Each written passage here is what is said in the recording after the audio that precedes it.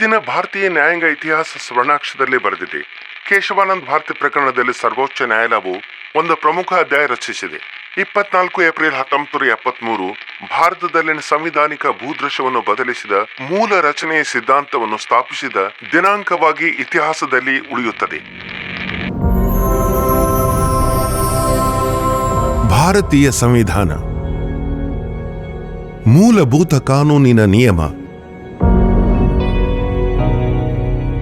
ವಿಶ್ವದ ಯಾವುದೇ ಸಾರ್ವಭೌಮ ರಾಷ್ಟ್ರದ ಅತಿ ದೊಡ್ಡ ಸಂವಿಧಾನ.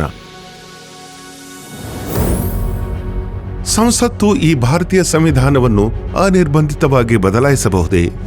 ಎಲ್ಲ ಅಗತ್ಯ ಹಕ್ಕುಗಳನ್ನು ಕಳೆದುಕೊಳ್ಳುವ ಮಟ್ಟಿಗೆ ಅದು ಸಂವಿಧಾನದ ಯಾವುದೇ ಭಾಗವನ್ನು ಬದಲಾಯಿಸಬಹುದೇ, ತಿದ್ದುಪಡಿ ಮಾಡಬಹುದೇ ಅಥವಾ ರದ್ದುಗೊಳಿಸಬಹುದೇ? ಭಾರತದ ಸರ್ವೋಚ್ಚ ನ್ಯಾಯಾಲಯವು ಅಂತಹ ಕಠಿಣ ಪ್ರಶ್ನೆಯನ್ನು ಎದುರಿಸಬೇಕಾದಾಗ ಮತ್ತು ಉತ್ತರಿಸಬೇಕಾದ ಕತೆ ಇದು. ಭಾರತದ ಇತಿಹಾಸದಲ್ಲಿ ಅತ್ಯಂತ ಮಹತ್ವದ ಪ್ರಕರಣದ ಕಥೆ ಇದು. ಸಂವಿಧಾನದ ಶ್ರೇಷ್ಠತೆಯನ್ನು ಗಟ್ಟಿಗೊಳಿಸಿದ ಮತ್ತು ಮುಂದಿನ ಕಾಲಕ್ಕೆ ನಮ್ಮ ದೇಶದ ಪ್ರಜಾಸತ್ತಾತ್ಮಕ ರಾಜಕೀಯವನ್ನು ಬಲಪಡಿಸಿದ ಪ್ರಕರಣ.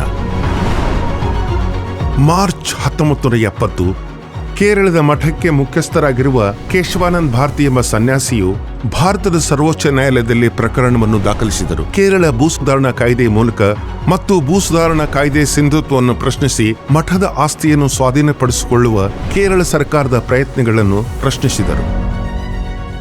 ಇದೇ ರೀತಿಯ ಪ್ರಕರಣಗಳಲ್ಲಿ ಹಿಂದಿನ ನಿರ್ಧಾರಗಳು ಮತ್ತು ಸಂವಿಧಾನದಲ್ಲಿ ತಂದ ತಿದ್ದುಪಡಿಗಳಿಂದಾಗಿ ಇಂದು ಸುಪ್ರೀಂ ಕೋರ್ಟ್ನ ಮುಂದೆ ದೊಡ್ಡ ಸಮಸ್ಯೆಯನ್ನು ತಂದಿತು.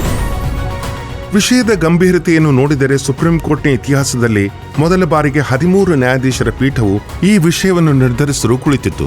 ಈ ವಿಚಾರದಲ್ಲಿ ಹಲವಾರು ಹಿರಿಯ ವಕೀಲರು ಸಹಕರಿಸಿದರು. ಕೇಶವಾನಂದ ಭಾರತಿ ಪರವಾಗಿ ನಾನಿ ಪಾಲ್ಕಿವಾಲಾ ಮುಖ್ಯ ವಕೀಲರಾಗಿದ್ದರು. ಆದರೆ ಕೇರಳ ರಾಜ್ಯದ ಪರವಾಗಿ HM ಸಿರ್ವಾಯಿ ಕಾಣಿಸಿಕೊಂಡರು. ಆಗ ಭಾರತದ ಅಟಾರ್ನಿ ಜನರಲ್ ಆಗಿದ್ದ ನಿರೇನ್ ಡೇ ಅವರು ಭಾರತದ ಒಕ್ಕೂಟದ ಪರವಾಗಿ ವಾದ ಮಂಡಿಸಿದರು. 31 ಅಕ್ಟೋಬರ್ 1972 ಪ್ರಕರಣದ ವಾದಗಳು ಪ್ರಾರಂಭವಾದವು ಮತ್ತು 69 ದಿನಗಳ ವಿಚಾರಣೆ ನಂತರ 5 ತಿಂಗಳುಗಳ ಕಾಲ, ಅಂತಿಮವಾಗಿ 24 ಏಪ್ರಿಲ್ 1973 11 ನ್ಯಾಯಾಧೀಶರ ಅಭಿಪ್ರಾಯಗಳೊಂದಿಗೆ ಸುಪ್ರೀಂ ಕೋರ್ಟ್ ಕೇಶವಾನಂದ ಭಾರತಿ ಪ್ರಕರಣದಲ್ಲಿ 703 ಪುಟಗಳ ವಿವರವಾದ ತೀರ್ಪನ್ನು ನೀಡಿತು. 7-6 ಬಹುಮತದ ತೀರ್ಪಿನಲ್ಲಿ ಸಂವಿಧಾನದ ಯಾವುದೇ ಭಾಗವನ್ನು 368ನೇ ವಿಧಿಯಲ್ಲಿ ಸೂಚಿಸಲಾದ ಕಾರ್ಯವಿಧಾನವನ್ನು ಅನುಸರಿಸುವ ಮೂಲಕ ತಿದ್ದುಪಡಿ ಮಾಡಬಹುದು ಎಂದು ಸುಪ್ರೀಂ ಕೋರ್ಟ್ ಪ್ರತಿಪಾದಿಸಿತು. ಆದರೆ ಸಂವಿಧಾನದ ಮೂಲ ರಚನೆಯನ್ನು ಬದಲಾಯಿಸಲು ಯಾವುದೇ ಭಾಗವನ್ನು ತಿದ್ದುಪಡಿ ಮಾಡಲಾಗುವುದಿಲ್ಲ. ಈ ತೀರ್ಪನ್ನು ಬೇಸಿಕ್ ಸ್ಟ್ರಕ್ಚರ್ ಸಿದ್ಧಾಂತ ಎಂದು ಕರೆಯಲಾಗುತ್ತದೆ. ಇದು ಸಂವಿಧಾನವು ದೇಶದಲ್ಲಿ ಸರ್ವೋಚ್ಚವಾಗಿದೆ ಎಂದು ಖಚಿತಪಡಿಸುತ್ತದೆ ಮತ್ತು ಭಾರತೀಯ ರಾಜ್ಯವನ್ನು ಸ್ಥಾಪಿಸಿದ ಮೂಲಭೂತ ಮೌಲ್ಯಗಳು ಮತ್ತು ತತ್ವಗಳನ್ನು ರಕ್ಷಿಸುತ್ತದೆ. ಮೂಲಭೂತ ಹಕ್ಕುಗಳು ಮತ್ತು ನಿರ್ದೇಶನ ತತ್ವಗಳು ಒಟ್ಟಾಗಿ ಸಂವಿಧಾನದ ತಿರುಳನ್ನು ರೂಪಿಸುತ್ತವೆ ಮತ್ತು ಅದನ್ನು ಸಾಮರಸ್ಯದಿಂದ ಅರ್ಥ ಮಾಡಿಕೊಳ್ಳಬೇಕು ಎಂದು ತೀರ್ಪು ಹೇಳಿದೆ.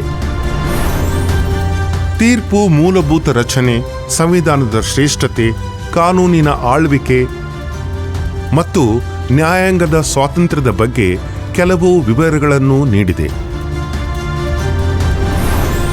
ಕಳೆದ 50 ವರ್ಷಗಳಲ್ಲಿ ಈ ಸಿದ್ಧಾಂತವು ಸಂವಿಧಾನವು ಜೀವಂತ ದಾಖಲೆಯಾಗಿ ಉಳಿದಿದೆ ಮತ್ತು ಅದರ ಮೂಲಭೂತ ಮೌಲ್ಯಗಳು ಮತ್ತು ತತ್ವಗಳನ್ನು ಉಳಿಸಿಕೊಳ್ಳುವುದರೊಂದಿಗೆ ಬದಲಾಗುತ್ತಿರುವ ಸಮಯಗಳಿಗೆ ಸ್ಪಂದಿಸಲು ಅವಕಾಶ ಮಾಡಿಕೊಟ್ಟಿದೆ.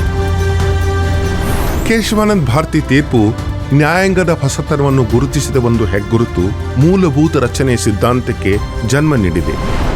ಇದು ಭಾರತದ ಸಂವಿಧಾನಿಕ ಭೂದೃಶ್ಯವನ್ನು ಬದಲಾಯಿಸಿತು ಮತ್ತು ವಿದೇಶಿ ನ್ಯಾಯ ವ್ಯಾಪ್ತಿಯಲ್ಲಿ ಅನುಸರಿಸಲು ಮತ್ತು ಚರ್ಚಿಸಲು ದಾರಿ ಮಾಡಿಕೊಟ್ಟಿತು.